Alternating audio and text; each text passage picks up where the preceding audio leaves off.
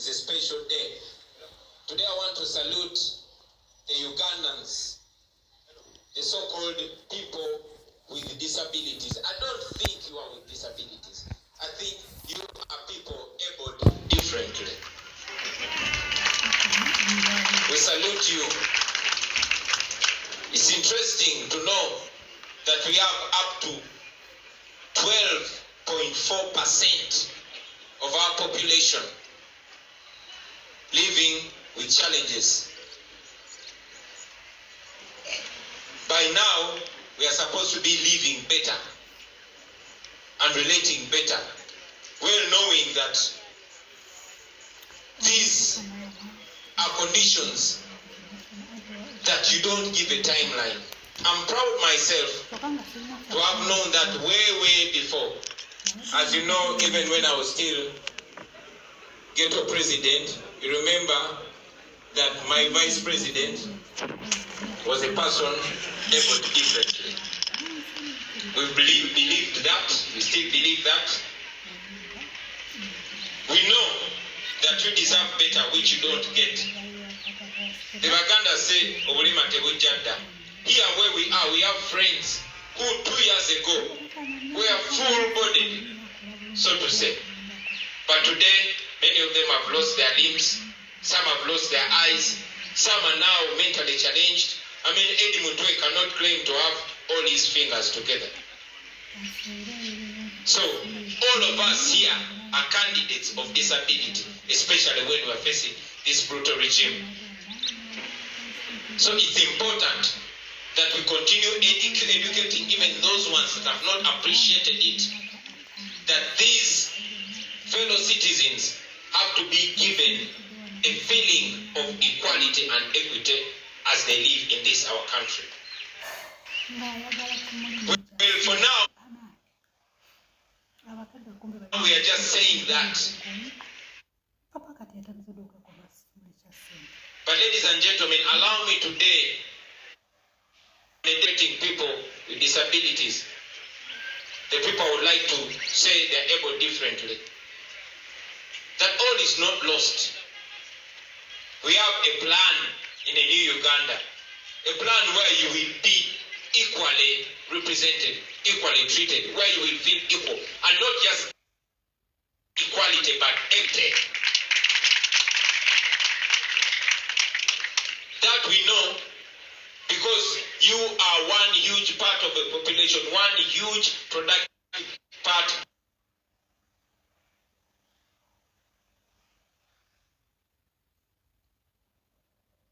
of our population. We've seen these things before. I mean, in the past, those that are Nubian went to Shimoni, but they have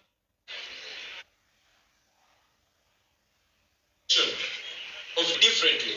He had a classmate who was blind. He had a classmate who was deaf. But this classmate in our culture, unfortunately, we have a very derogative name for people that have hearing challenges. Abantu abatawulira netwesanga nga tubayita bakasiru naye yalitawulira basomanga ne Banubia nga yabakulembera muyite ki. So that we have to deal with, and it's not new, it has been there. Those schools were there, now Shimoni is no more. I don't know what's happening today. One day I was with my wife at campus and we met her OB. The OB was blind, but they went to the same primary school in St. Helens. Now we don't have that anymore because we have a government that is not sensitive to certain parts of the population. Ladies and gentlemen, that ends with these old people, and the new Uganda begins with us, you and me. This goes in many other areas where inclusiveness is not respected. I want to remind you that among our values, inclusiveness is top on the agenda. So that we intend to, as a policy, as an NUP policy, as a government policy, because we will be the government. We'll make sure we enforce it. We'll have it in schools. We'll have it in hospitals. You'll not hear somebody that is physically or mentally challenged being discriminated in a public facility, hospital also. It is not a mistake that you find ramps here or in Kamocha or everywhere. We are not even doing enough. Under our leadership, no building should get a license when it has not considered ramps or making life comfortable for people that are physically challenged.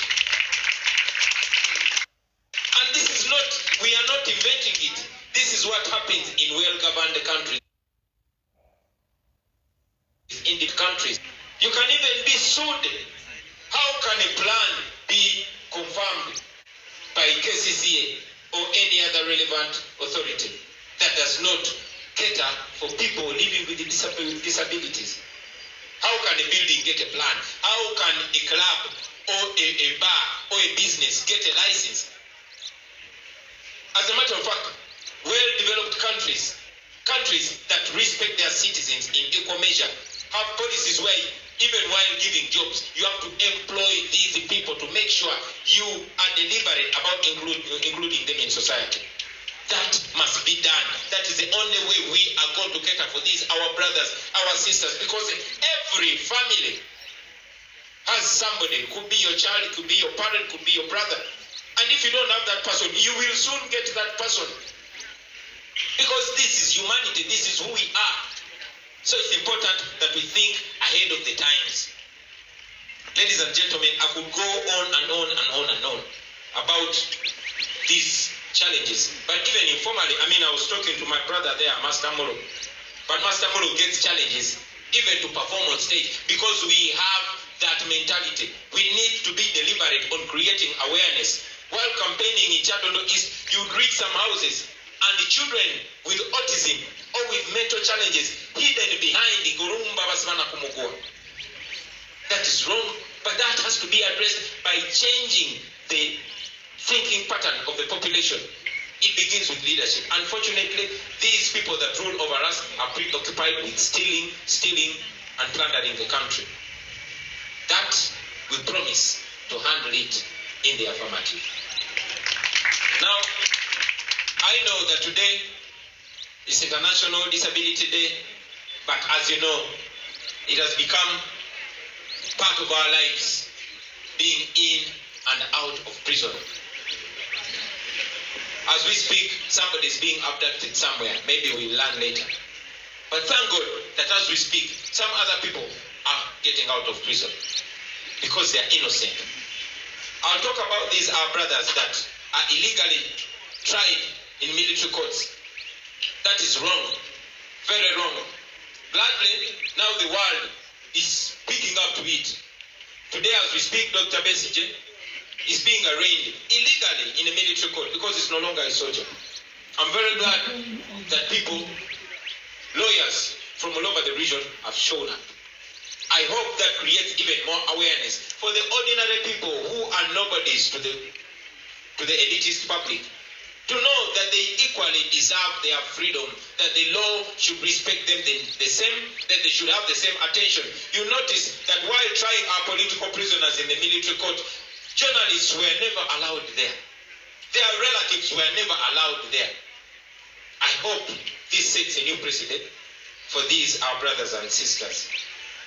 The General Court Martial, as all of you know, is used as a tool to settle scores.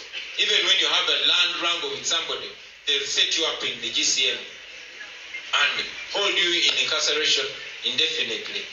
We condemn that, we will fight that, and we promise those that are doing that, that one day you will pay for that. Finally, yesterday we were in Kitalia, and we carried a message from those that are still strong, those that insist that they are innocent. We encourage them.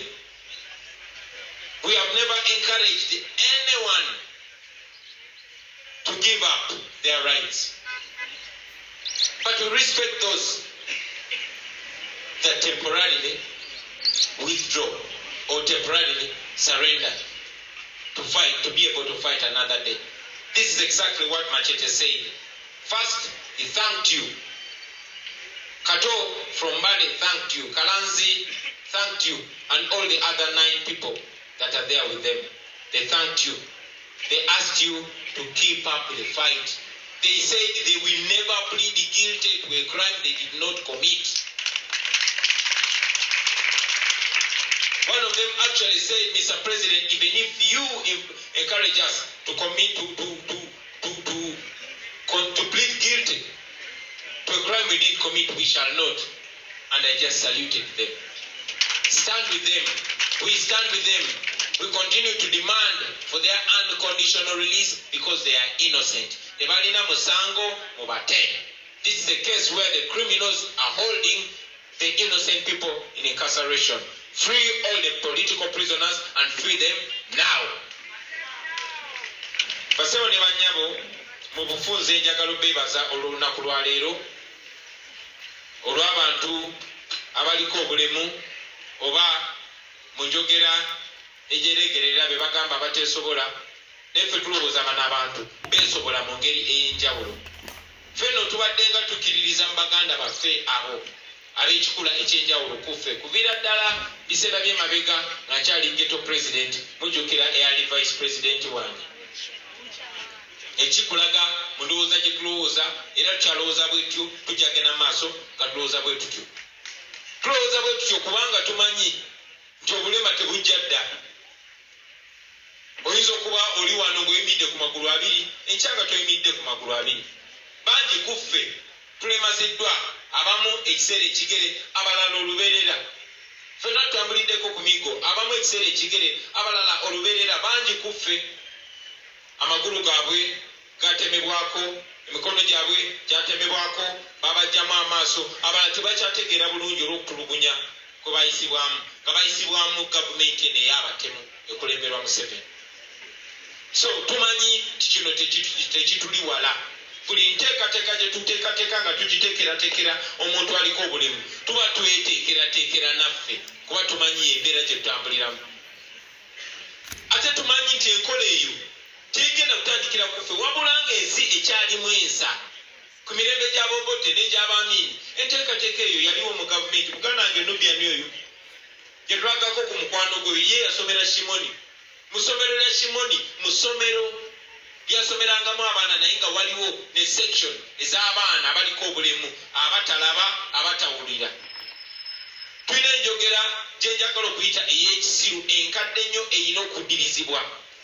Enjogera y'okuyita okugeza omuntu atawulira n'ogamba nti osi n'ekyakigala nakyo ndaba kya jjogo naye n'omuyita kasiru. Nubian yatunyumiza nti omwana oyo eyali tawulira ye yabakulemberanga naye ngadde eri mu badongo ne bamuyita kasiru naye nga yakulembera naye ng'omanyi okukulembera kiraasi nga ne Nubian yali omu ate nga ffe tumumanyi ng'akagezi munnyo. So njagala eyo endowooza tusobole okugijjawo basebo ne bannyabo. Yengeri yokka gye tugenda okusitula bannayuganda bonna. Mu abanoonyereza njagala mugendeko ku program gye bayita America's Got Talent. Mulabe abaana abalina obulemu, abalina autism, abazibe, abalina obulemu obw'ebika ebyenjawulo. Mulabe how special they are. Mulabe talanta ze balina. Naye okujjako nga tuli bali mu nsi respectinga talanta zaabwe ebaggulirawo emikisa okubeera ab'enjawulo n'okufuuka ab'amaanyi mu bulamu. Ojja kwesanga ng'ebitone byabwe bituulirwa Yesu olw'enkola yaabwe. Yesu kubanga tatambula nga ggwe, tayogera nga ggwe, taseka nga ggwe, byakola tabikola nga ggwe, tekitegeeza. Naye saategedde oyagala tukajjayo oba just wansirijidde nange ntegeere ku bulungi Katonda bw'akoledde abantu. Kubanga munanga abantu abatukulembera tebafa ku nsi n'omulundi n'ogumu. Bokasa baba nga balina kye babbamu nga balina kye babbamu nga balina kye babbamu. Ndi wano okubategeeza basebo ne bannyabo nti bino tetuloota biroote wabula birine mu plan. Ebintu bye tukkiririzaamu ebikulu mulimu leeta eya I standing up for inclusiveness oba okubeera na buli muntu yenna ab'ebikulu ebyenjawulo kubanga bano bannayuganda bonna balina omugaso era singa baba aweereddwa omukisa basobola okuyamba ku nkulaakulana ya Uganda n'etuuka ku ssa bitwagala emiremu. So tulina pulaani eyo basebo ne banyabo mu Uganda empya tulina okuba n'enkola government policy eri strict ng'enkola eyo ekatinga cross mu masomero ng'abaana ab'ebikula byonna balina engeri gye basobola okuyiga tekukoma mu masomero mokka. Madam Deputy President yakyogeddeko nti omukyalo omu yagenda okuzaala ne bagamba ono tazaalira wantu wali bantu balamu ye agenda okuzaala mufu naye kubanga kiri mu ndowooza ate n'obukulembeze tebukyenfoosinga kubanga okuguwina kubeera musango ate gwina kubeera musango gwa naggomola okusosola munnayuganda